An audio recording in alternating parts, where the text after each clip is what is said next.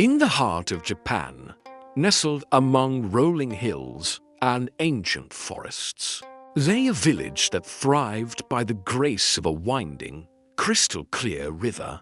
But this river held a secret. A legend whispered from one generation to the next, the legend of the Kappa. They say these creatures, small and humanoid with a shell like a turtle and a curious dish of water on their head, were the guardians of the waterways. Some tales painted them as mischievous tricksters, while others spoke of their profound wisdom and connection to nature. They were a mystery, a blend of fear and fascination that lived in the depths of the river and the hearts of the villagers. Among the villagers lived a young boy named Kale. Unlike other children who shied away from the river after dark, Kale was drawn to it. His heart was filled with an insatiable curiosity, fueled by the stories his grandmother would tell him about the Kappa.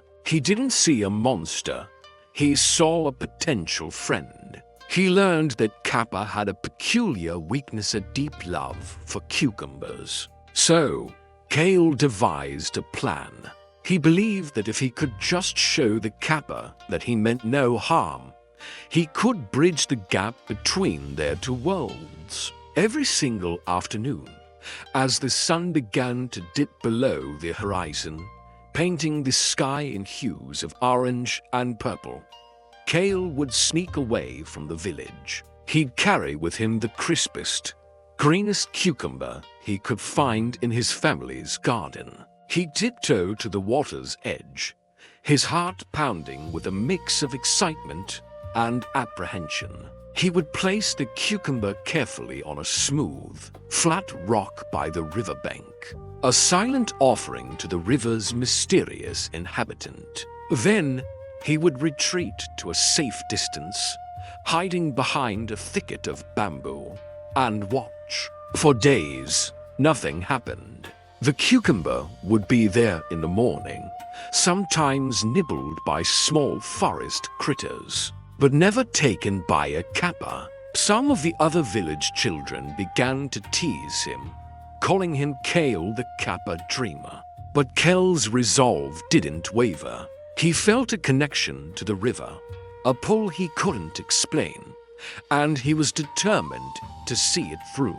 He kept returning, day after day, his small offering a symbol of his unwavering hope and his desire for friendship. One sweltering summer afternoon, Kale was perched on his usual observation spot, feeling a little drowsy from the heat. He leaned against a large, moss-covered rock near the water's edge, watching the gentle ripples on the river's surface. Suddenly, the ground beneath him gave way. A loose patch of earth crumbled, and with a startled cry, Kale tumbled into the cool, fast-flowing current. The shock of the cold water took his breath away. He flailed his arms, but the current was strong, pulling him under. Panic set in as he swallowed water, his vision blurring. Just as his strength began to fail, and the world started to fade to black, he felt something strong and scaly wrap around his arm. It wasn't a log or a rock. It was a hand, a webbed hand. He was pulled swiftly and surely towards the surface. Gasping for air, Kale coughed and sputtered on the riverbank. He looked up and saw it. Standing before him, dripping water, was a creature straight out of his grandmother's stories. It had green, leathery skin, a small shell on its back, and a curious, shallow dish on its head that held shimmering water. It was a Kappa. The Kappa tilted its head, its large, dark eyes studying Kale with an intelligence that was both ancient and gentle. There was no menace in its gaze, only curiosity. Kale, remembering the tales, slowly and respectfully bowed his head low. The Kappa mirrored the gesture, a sign of mutual respect. From that day on, an extraordinary friendship blossomed. Kale would visit the river every day, but not just to leave cucumbers. He would sit and talk to the Kappa, who he learned was named Mizu. Mizu couldn't speak in human words, but it communicated through gestures, chirps, and by guiding Kale through the river's hidden wonders. Mizu taught Kale the secret language of the river, how to read the currents, where the fish would hide, and which plants held healing properties. Most importantly, Mizu showed him the delicate balance of life within the water, teaching him a profound respect for nature and the vital role the river played in the life of the entire valley. Their bond grew stronger with each passing day, a secret friendship forged in trust and mutual admiration. But as the seasons turned, a shadow fell over the village. The rains stopped coming. The once vibrant sky remained a stark, cloudless blue for weeks, then months. A severe drought gripped the land. The lush green fields turned brown and brittle, and the heart of the village, the river, began to suffer. The once mighty current slowed to a lazy crawl, and the water level dropped alarmingly, exposing cracked mudflats where deep pools used to be. Kel's heart ached for the land, but it ached even more for his friend.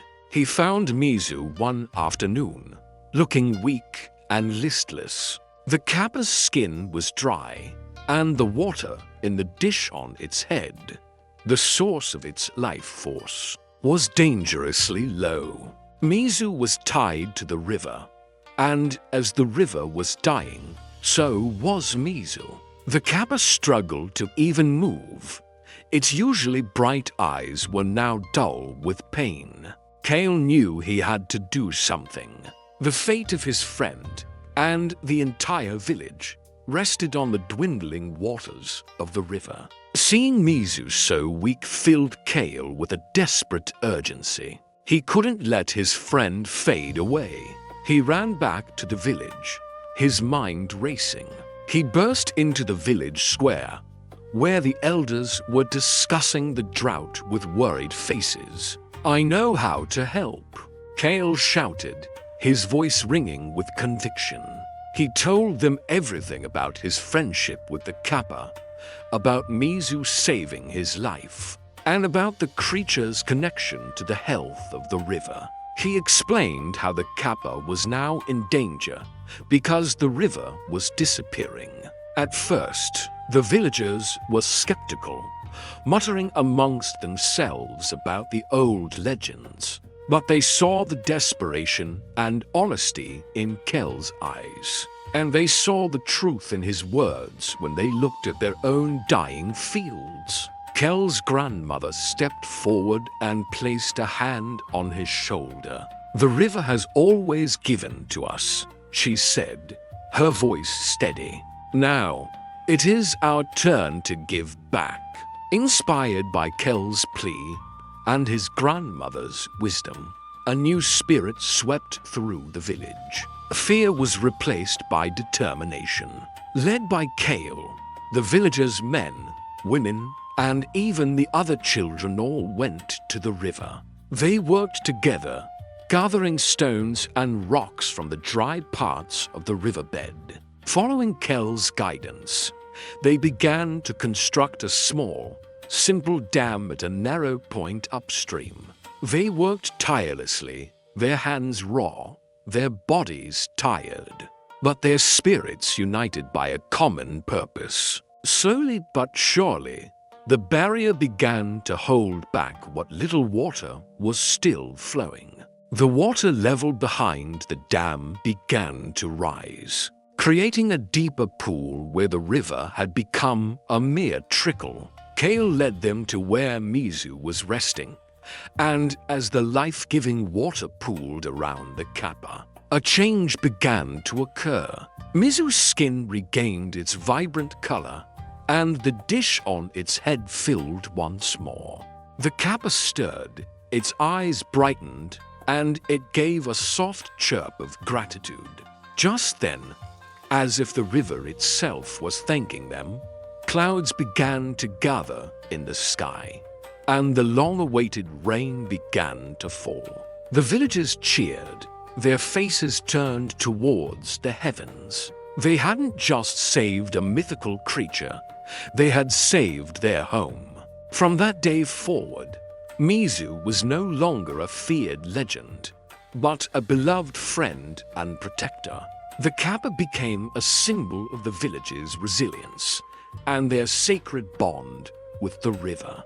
A living reminder that by caring for nature, we ultimately care for ourselves. Thank you for watching this story unfold. If you enjoyed this journey into the world of Japanese folklore, don't forget to like, share, and subscribe for more tales from around the world. We'd love to hear about your favorite myths and legends in the comments below. See you next time.